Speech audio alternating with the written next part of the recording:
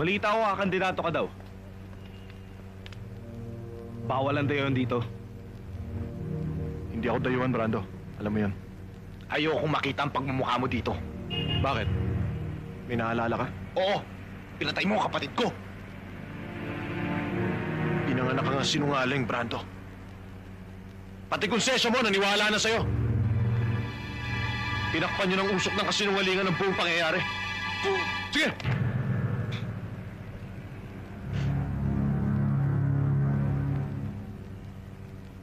Bubuwag kayo riyan. At tinitiyak ko sa'yo, walang magbubuhat ng bangkay mo. Mas marami pa sa butil ng rosaryo ang kasalanan mo sa amin at sa bayang ito. Sa ginawa mong yan, sinindahan muli ang mitsa ng galit ng pamilya Gaton. Sasabog! Anumang oras mula ngayon. Amoy pulbura na ang pawis ko, Brando. Sanay nang tumanggap ng tingga ang katawan ko.